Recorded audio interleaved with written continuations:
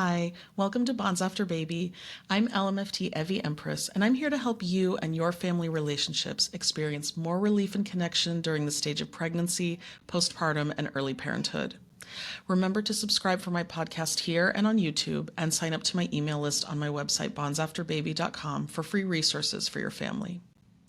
The next several episodes are going to touch on how our mindset or perspectives can make things harder or easier in your relationship functioning in pregnancy and early parenthood.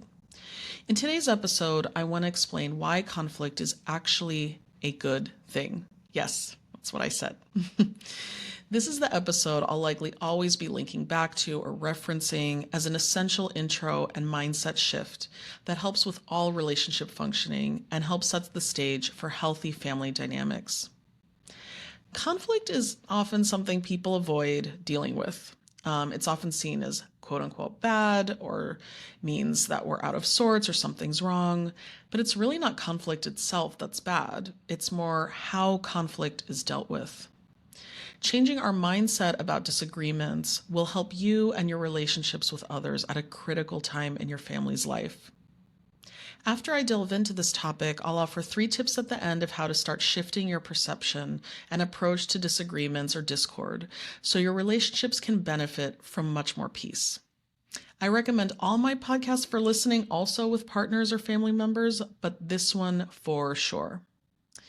I'd like to offer one caveat before I dive in, which is during the early months after birth or after baby comes home is an especially tender and fragile period where regular functioning, even just regular functioning aside from deep emotional matters, is very, very hard. It's important to know that this is not the time for big expectations of yourself and your partner who's given birth, and that lots of tenderness, understanding, patience, and reassurance is very important at this time, rather than tackling kind of like a major relationship overhaul right now. However, even if you guys are in this stage of parenthood now, normalizing conflict and changing a general mindset on it can be very helpful and reduce some anxiety. So I want to start by getting into what kind of conflicts with others usually show up in early parenthood. These are examples of what I often see, but are not representative, of course, of all the conflict that comes up. And in this episode, I'm not covering any kind of abuse in relationships, physical or emotional abuse. That is a different animal that I'll touch on in another episode. Today, I'm focusing on non-abusive normative conflict in families.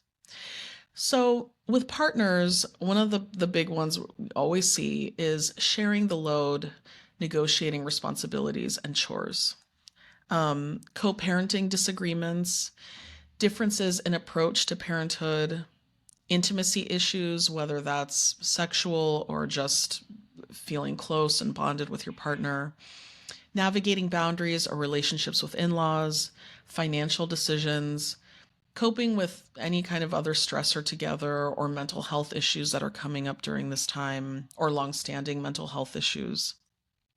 With extended family, the biggest thing I always see is sensing criticism and navigating criticism. And with other children, if there are, other older siblings, for parents already meeting so many demands, sometimes with children, the needs feel endless or complaints or sibling conflict. And sometimes that kind of discord is hard to cope with when parents are feeling already overrun and at their limit. And there can just be a very automatic instinct to avoid, sweep under the rug, conflict equals bad. But what is the cost to avoiding conflict? First of all, we can't really be our authentic selves or have people around us being their authentic selves if we are avoiding being honest about what's bothering us or listening to what's bothering others and being able to work things out. It also means that needs won't get met, right? If those needs are getting brushed under the rug. And then we don't have an opportunity to meet others' concerns or be available the way we may want to be to help reassure or help people we love experience feeling seen and acknowledged. And of course, conflict doesn't just disappear. So if it's getting avoided, it'll just keep simmering can fester and often get displaced on other people, like the kids. It definitely leads to distance in relationships, walls between people, and things don't get worked out. Long term, avoiding conflict can create really unhealthy family dynamics. So, if it's uncomfortable with a specific person, like your partner, let's say you're upset with your partner about kind of navigating the load of how much there is to do. And then, but you're uncomfortable, or both of you are uncomfortable to talk it out. Sometimes that can get triangulated. And what I mean is then bringing in third people, where you might be talking to your mom about that instead, or a friend, or an older child. And then other people are having like an opportunity to hear all of this, except the person that really needs to hear how you feel, which is not only avoiding dealing with the person you need to be dealing with, but also can create other kinds of dynamics with these other third people getting involved.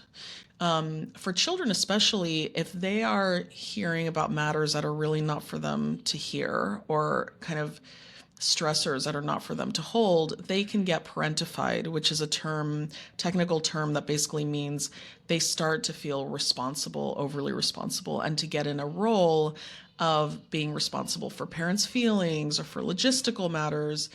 That can lead long term to people pleasing, over functioning, in a way that can be really unhealthy for them.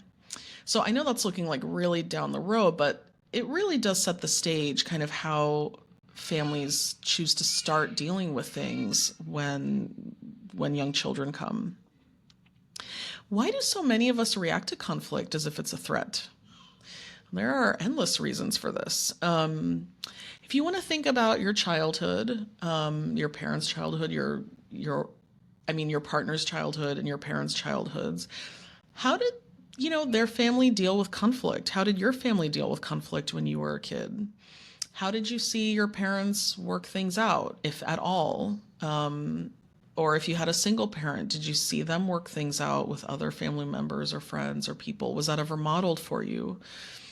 And if it was modeled, did it look productive? Did it look like, healthy? Or did it seem, I don't know, uncomfortable, hostile?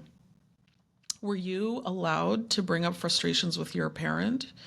Or was that totally taboo? Did you get any guidance over how to work things out with other friends or siblings? Did you get practice? Why else do we see it as a threat? So the way it's expressed to us can be read as an emotional threat, right? So like if someone's coming at us with furrowed brows and just all this exasperation and like heat, we might start imagining or assuming what they're thinking. And sometimes those assumptions can be very scary. They must hate me. She must think I'm a horrible mom. He probably doesn't love me anymore. I mean, sometimes it can get really this intense, the thoughts that can come in. And even if it's not that dramatic, sometimes just being in the presence of a lot of anger can be very intimidating. So also, sometimes it's hard to take accountability instead of going into a shame spiral. So sometimes someone might be bringing something up to us that we could just take in stride and say, oh, I'm sorry. And we can accept that we had a human moment and accept some of our guilt and just say, yeah, how do I make this right? And instead it can go into like a major shame spiral of, oh, I'm so bad, or into resentment where it's like a tit for tat. Yeah, but I do so much. And it becomes, like a tennis match instead of two people coming together and trying to understand. One of the major things I notice is that for adults, when they were kids, if nothing was ever good enough to their parents in their childhood, then it can be very, very hard to take as adults with their partners, like complaints about behaviors or just like an appeal for something different can kind of revert them back to, oh my God, I was never good enough for my parents. I'm never good enough, for my spouse. And I mean, this could be even totally below consciousness, just like an automatic response. And finally, I've noticed that it can signal abandonment to people. If I disappoint someone, they will turn away from me. I better not bring this issue, right? They'll get mad at me and leave me, okay? And so if we take all of this is a lot, isn't it? I mean, that's it can go in a very heavy place without us even realizing it. But if we take all of this in the context of a time of either pregnancy and early parenthood, well, there's so much less bandwidth at this time. I mean, even just the sheer exhaustion alone can make all of this so much harder to take, 10 times harder. The hormonal shifts, the anxieties and fears. It's just harder than usual to cope with new conflicts at this time. But I will say changing the mindset together can bring a lot of the anxiety down. Even just individually seeing this in a different way can bring anxiety down. But I would say that doubles and triples if that's partnered with someone in your family, so that you really feel understood and can explore together if that's possible. So if conflict is not a threat, then what is it? Okay. It is a natural part of any relationship. It's inevitable and it's an opportunity to connect. If people are being their authentic selves, there will be disagreements. It's only natural. We're different people. And if we want to support that everyone in our family can be individuals and share their individuality, that will naturally lead to disagreements and a need to work things out. If conflict is getting avoided, it's usually a sign that people aren't comfortable being fully their authentic selves with each other. There's also a misconception that having disagreements means you're on opposing sides. But on the contrary, it's actually, or it can be, that you and your loved one are dealing with something together on the same side with the conflict you're facing. Just because there's a conflict doesn't mean you're on opposing teams, okay? Conflict is not the issue, it's how we cope. So I want to repeat these 4 points very succinctly. 1, conflict is inevitable and natural in relationships. 2, conflict is an opportunity to deepen relationships. 3, you can be on the same side, absolutely, and should be while navigating conflict. 4, your resilience and connection is about how you are dealing with things together. Family therapists Augustus Napier and Carl Whitaker, they were family therapists from the 70s, really old school. I love them.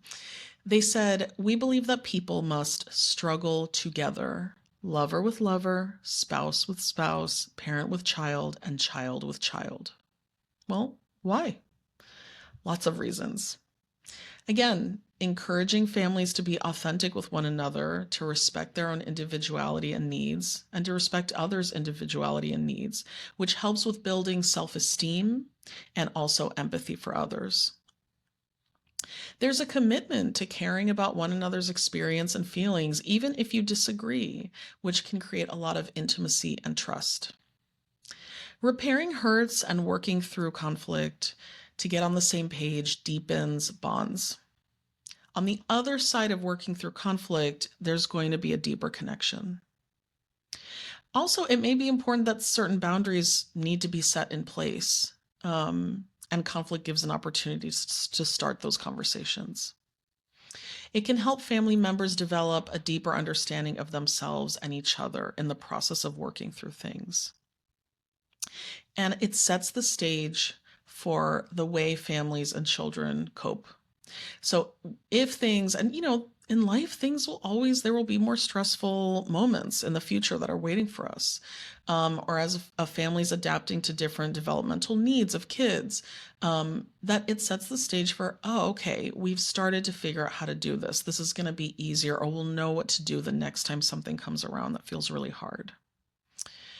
This is a really big topic, and this episode is really just an overview of everything we'll be getting into in a deeper way about navigating disagreements and discord in the stage of early parenthood. In this beginning phase of just starting to change the mindset and approach with family members, these are 3 tips that can be very helpful. 1, Observe. Observe your physical reaction, your feelings, and thoughts when you're facing a disagreement or an issue with someone, whether someone brings something to you or you have something with them, partner, child, your mom. The act of noticing helps you understand yourself better and can help interrupt reactivity. Try to notice, is this uncomfortable? Do I have some nervous anxiety? Do I feel angry or sad? Am I making assumptions about what someone is thinking? Do I actually know what they're thinking? Okay.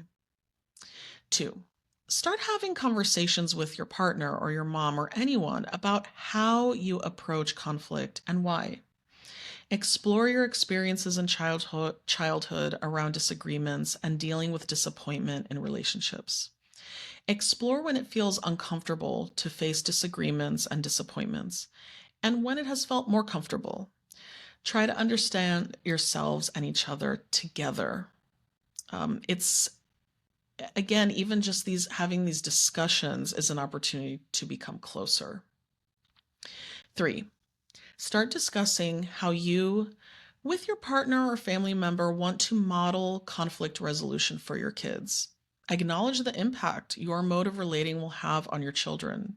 How do you want them to be able to work things out with others? Do you want them to be able to stand up for themselves? Do you want them to be able to acknowledge their part and their accountability with others? What do you think is going to happen if they notice your discomfort around conflict? Or if you get really reactive when there's conflict, what are they going to get from that? Start acknowledging that together. As I mentioned, this can be a lot too much in the direct first months postpartum after birth. Not everything has to be dealt with at this time. This is a stage for slowness, tenderness, rest, and recovery. Have these conversations when you have the genuine interest or room for it, not to force it, okay? The next episode is related to what I'm getting at, which is another mindset shift. How do we manage expectations when in survival mode as a parent? That may be the period I was just talking about directly postpartum. And it may just be a phase of your young child's life when you're going through something especially stressful, or maybe life just feels constantly stressful and you're constantly in survival mode. With less bandwidth, how do we deal? That's going to be next week. So if you want all the resources at your fingertips, I'll be offering freebie goodies in the near future. Sign up for my email list at bondsafterbaby.com to get the goods. And subscribe to my podcast and my YouTube channel, Bonds After Baby, so you get notified when there's a new episode. I'm here for you and your family. Bye. See you next week.